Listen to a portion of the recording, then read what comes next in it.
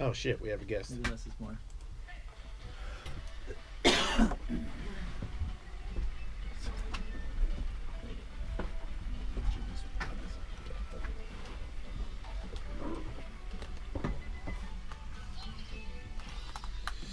David Arquette, you're on the Jason Ellis Show. What's up, man? I'm so happy to be here. Thank you. Quick. Yeah. How's it going? Good, bro. How are you? I'm good. I'm doing stuff. Nice. You do stuff. You do a lot of stuff. I do some stuff. What's your fucking problem? Why can't you just hang out and just not do stuff? Or is that just you got to do stuff, I right? like to do something. Right. I mean, I like to have fun mainly. But I know, but like now it's a little bit more creative fun. Cause I think you were getting a little frisky with the fun thing for a while. yeah. I got divorced around the same time you did, and I was I'm living a shitty version of your. I go on the Stern Show every now and then, and you're on there, and I'm like, man, he sounds like he's in trouble. I can relate. I am in trouble right now. And my ex was like super organized and like this super mature lady, and I was the child in the relationship, and I was like, yeah, but I still run some shit over here. You're not giving me any credit, so I kind of felt like there was I was like, you know, you're your own man, your own right. You've done a lot of great things. You're still doing a lot of great things. Thanks, bro. Maybe somebody should give you a little bit more credit. Is what I felt like. Thank you. I was like, man, this guy's being treated like a fucking child. Though. I know it was a messy time. But It always is though. But you know what? I felt like. I don't know anybody who's ever had a divorce where it was just like, you know, it was just so great. I really enjoyed my divorce. Everything just worked out so well, and I think if I could find another person to get divorced with, I definitely would look into that. Everybody knows that it's the worst thing ever, but I felt like, once again, your situation reminded me of mine because I felt like we did the best we could getting divorced. Right, totally. But do you have a new significant other now? Yeah, do you? Yeah. I got 2 kids now, 2 boys. Wait, 2 kids with your new wife? Yeah. Oh, wow. Yeah, so I did that whole thing. Oh, wait, so how young are your kids? A 3-year-old and a 10-month-old. Oh! Yeah. I mean, so much fun. Feel free to stay here as long as you Is it? It's the best, man. Man, maybe it's because you're older, and I think I was younger when mine was like, I was like, okay, Jason, dig deep, you know, like to raise the child. Yeah. And it's like, get up. I'm like, okay, I'll do let's go, like, but I don't want to have another one and be like, let's get up in the morning and do that again. Yeah. But you get the other But you're in the side of pocket it where they're like, they smile at you, and you're like, melting hearts. Do you get up in the morning with them? Yep. You go out early late? mornings. No, I haven't been going out late. My lifestyle's changed a lot. So, Right. Yeah. I'm just completely a different person. Because that's a good idea. I feel like. Yeah, for sure. Yeah, I have that problem too. I feel like I want to. That's always calling me forever. Yeah. What, the nightlife? Going out. Yeah. Yeah. Being a little bit in that shit. Yeah, sometimes. I mean, it's good to do it once in a while.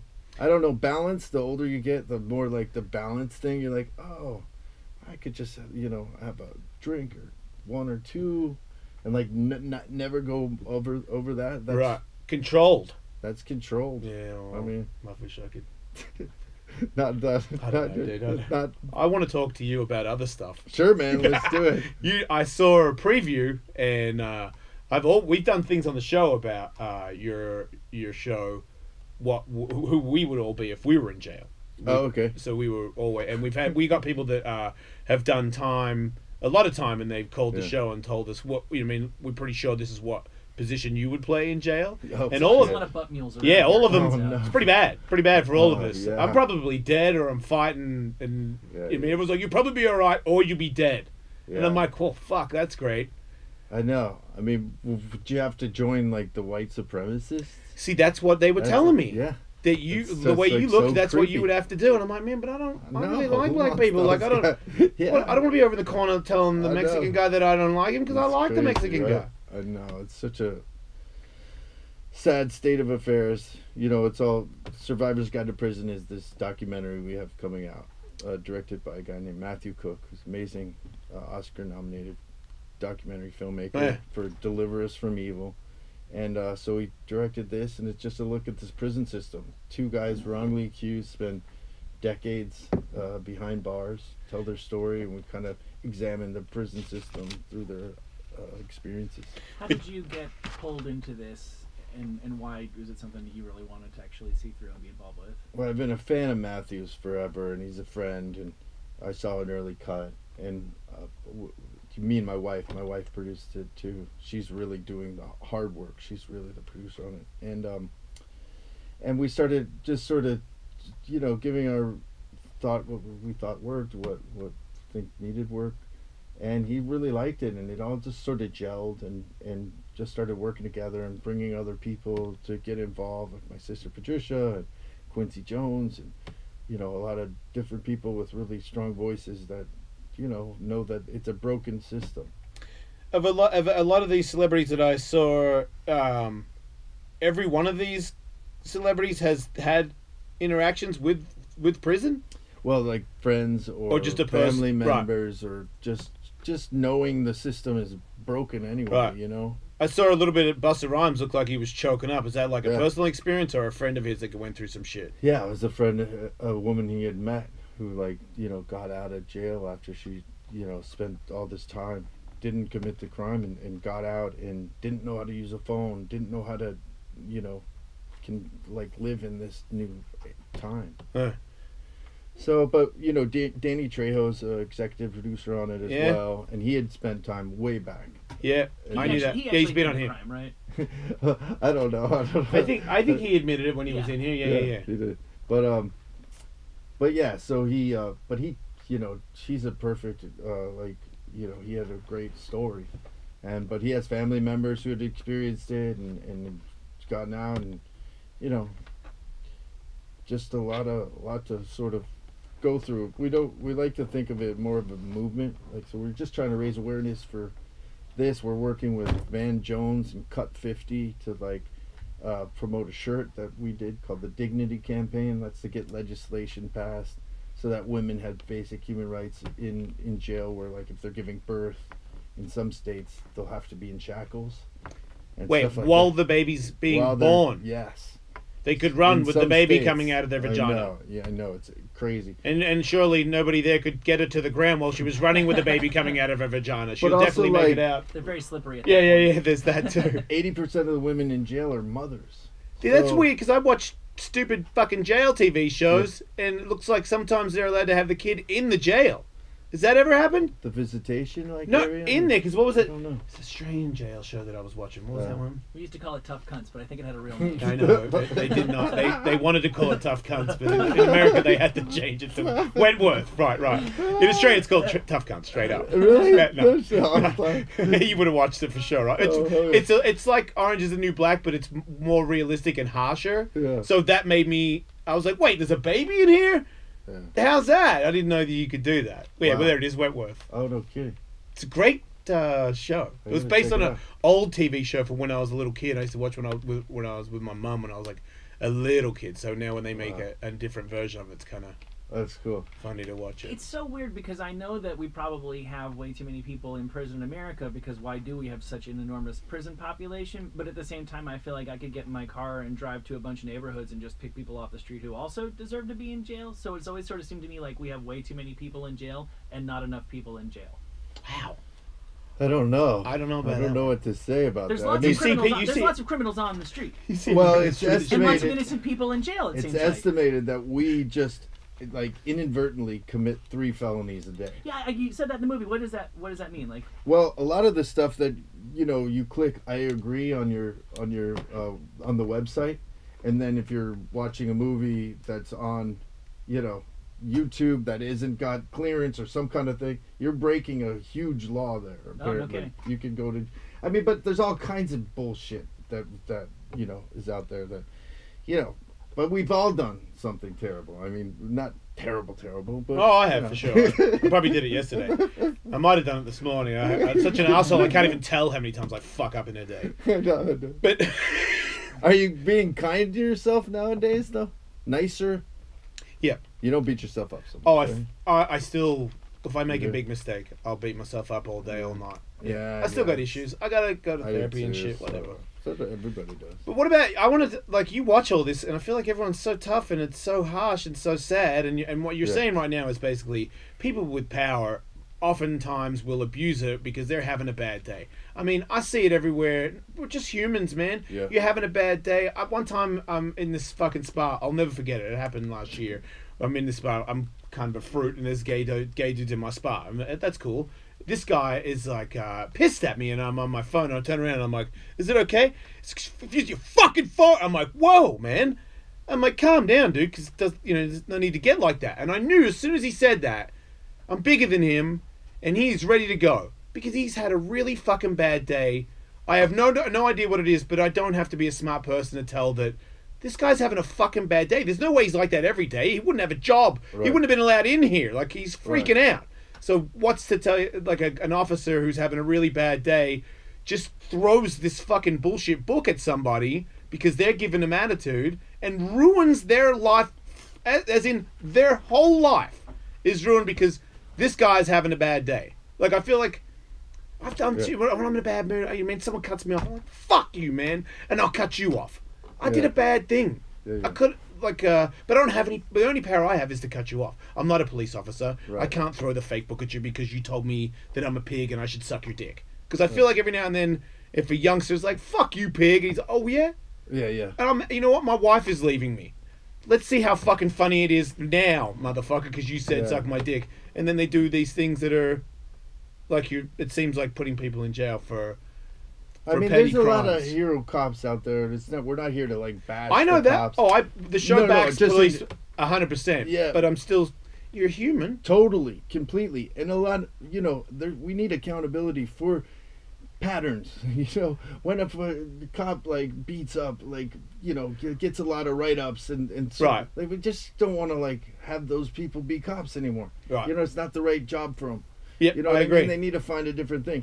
So it's just more accountability. A lot of that has to go through legislation and just like, and standing up for injustice and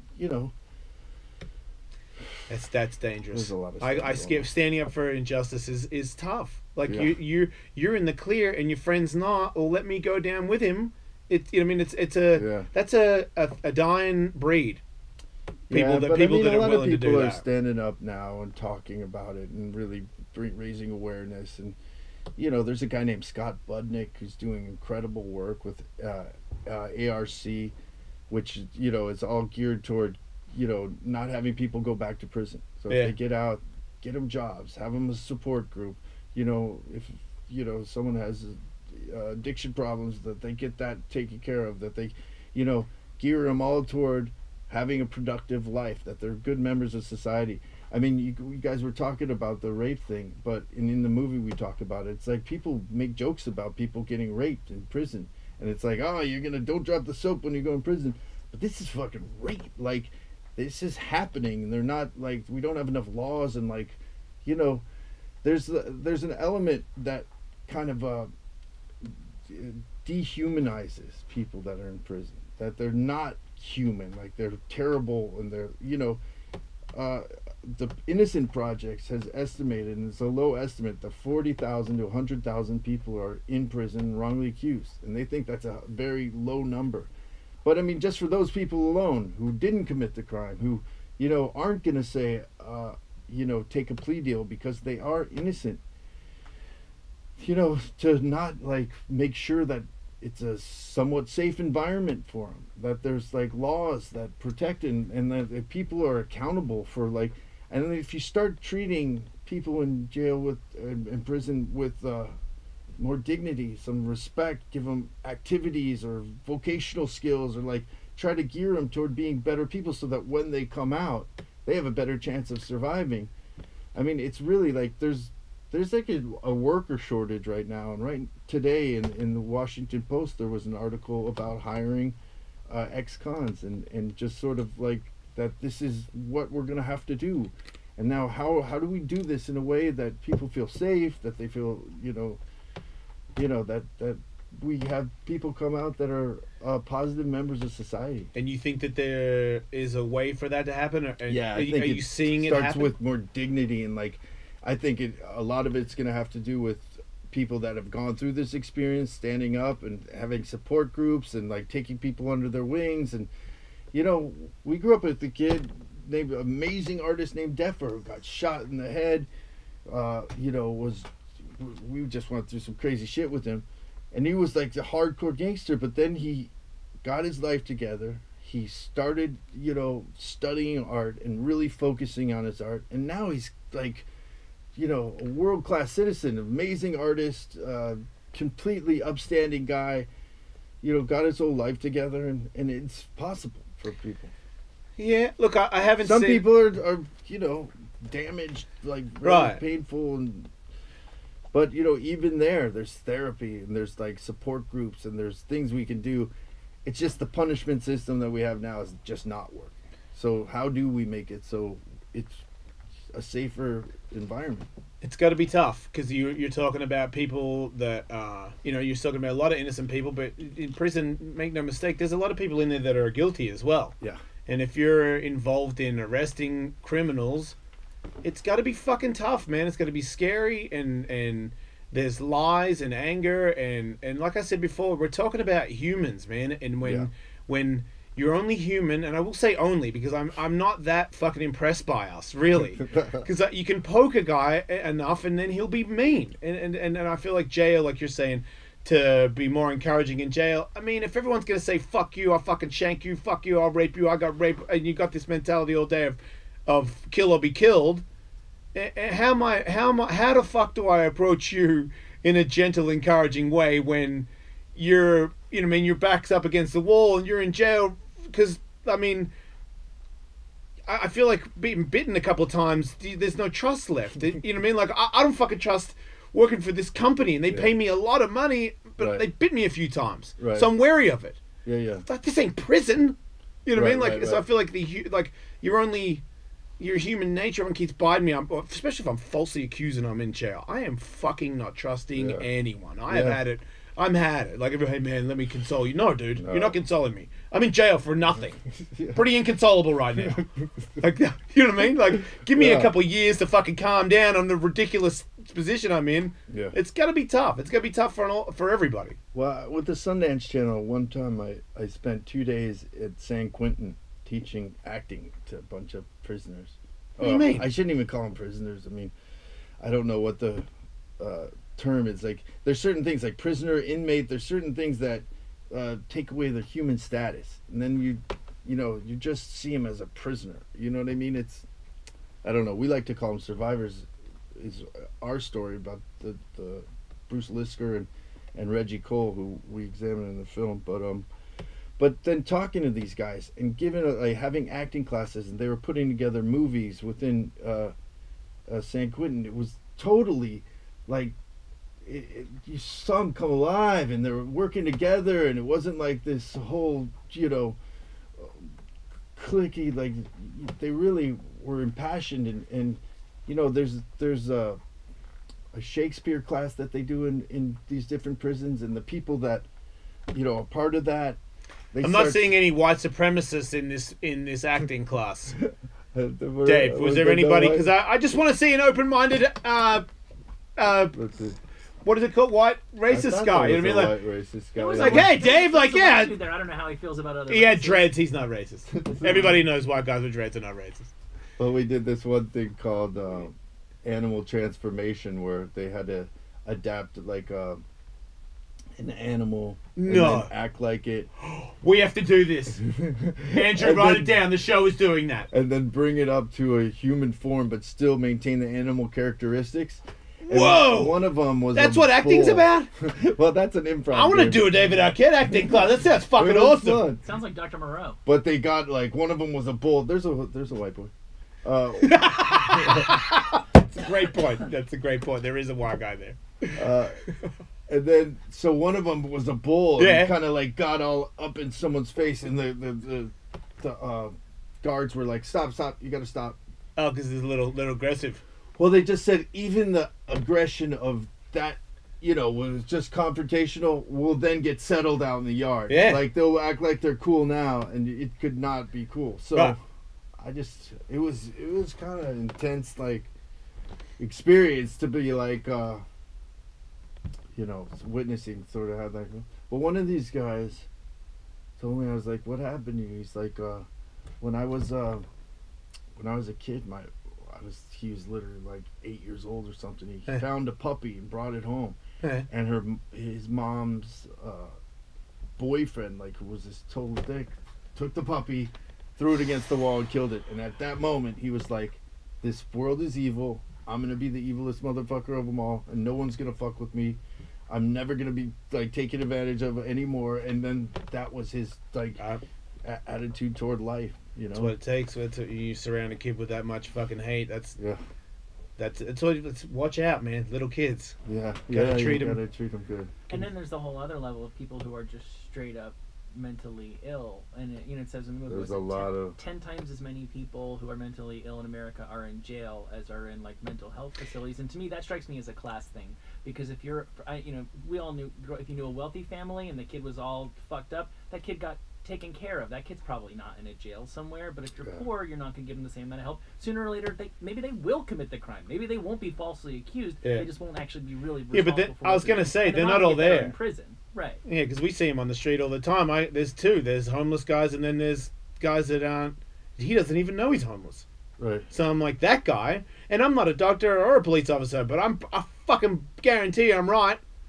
Saw him for 20 seconds. I know I know what's going on in there. Yeah. And if he does a crime, he does not know he's done the crime. And they're everywhere on Hollywood and Sunset and Santa Monica. I see him all the time. They scare the shit out of my son. Every now and then it's a guy where I'm like, I look in his eyes, I'm like, no one's home, man. He's just on the street.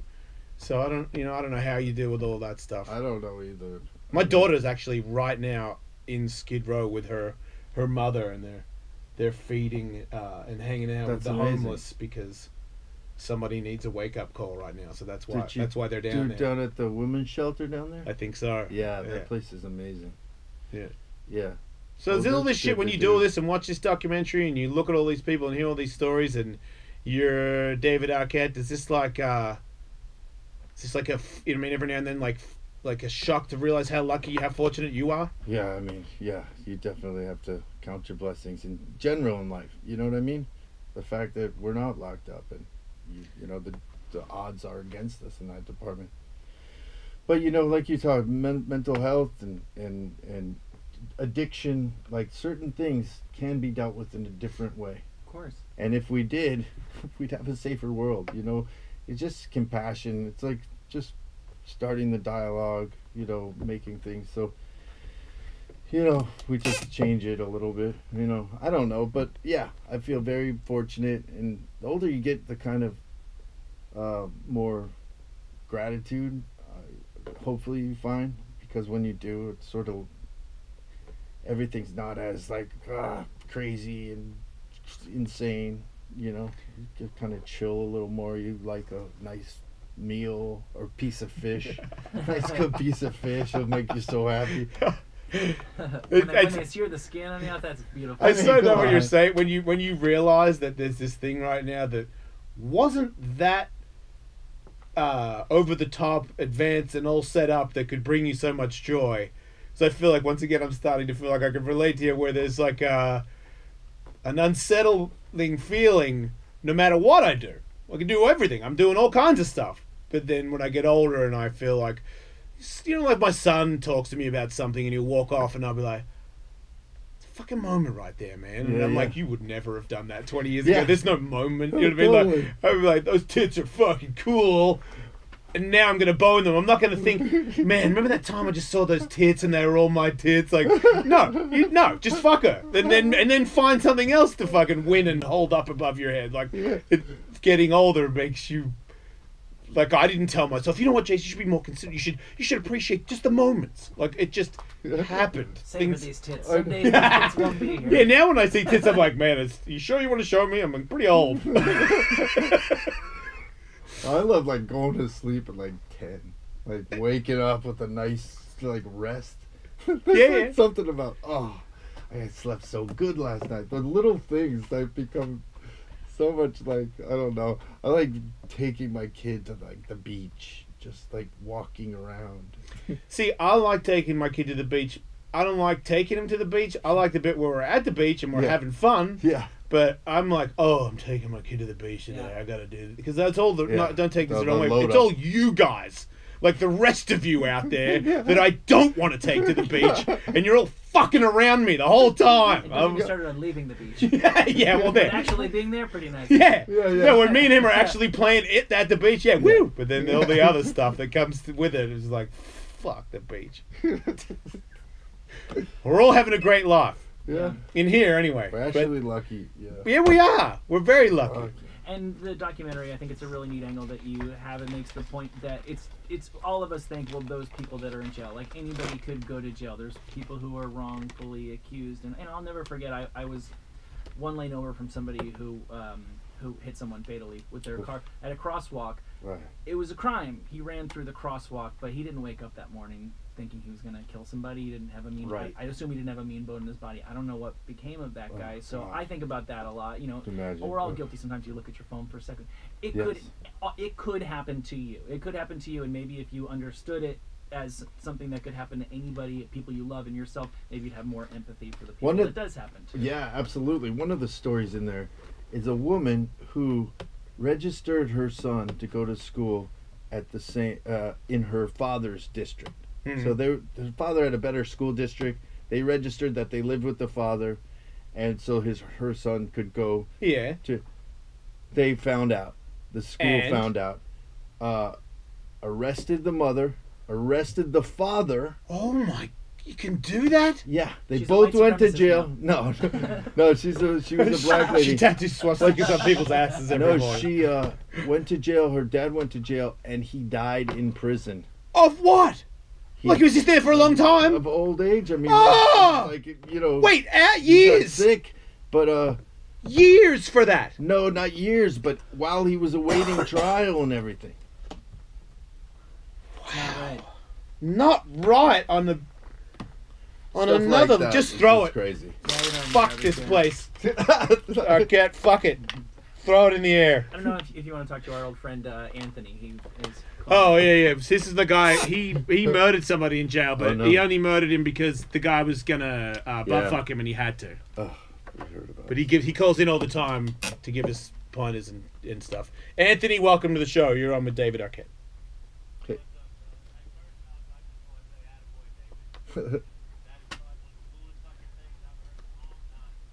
Oh, thanks, man.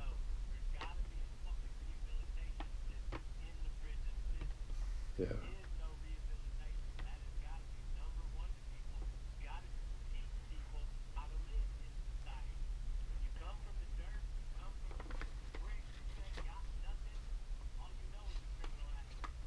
Yeah.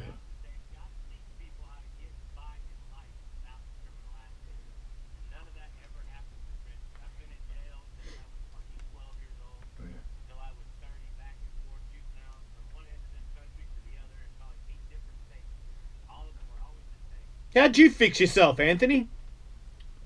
How'd you fix yourself? Honestly, just got tired of all the bullshit. I was laying in my cell, and probably about a year after that death, I was laying in my cell one day listening to all the bullshit. Like, this is not what I'm going to fucking do for the rest of my life. Figure something out. Pull your head out of your ass. Get your shit together. Well, you did.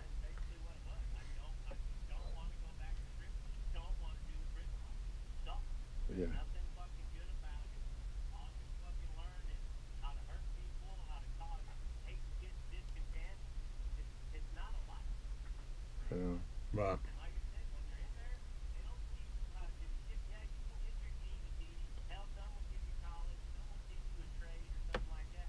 Nobody actually teaches you how to survive in a civilized fucking world. We're used to being uncivilized, doing killing, beating, stealing, whatever the fuck you got to do to survive in life. It's hard to break them habits just because you sit in the cell for a while. Somebody's got to teach you how to break them habits and how to show you how to do things the right way. A lot of people know it, they just don't do it. Man, well said, Anthony. Thanks, Anthony. Thanks for calling in, dude. Uh-oh.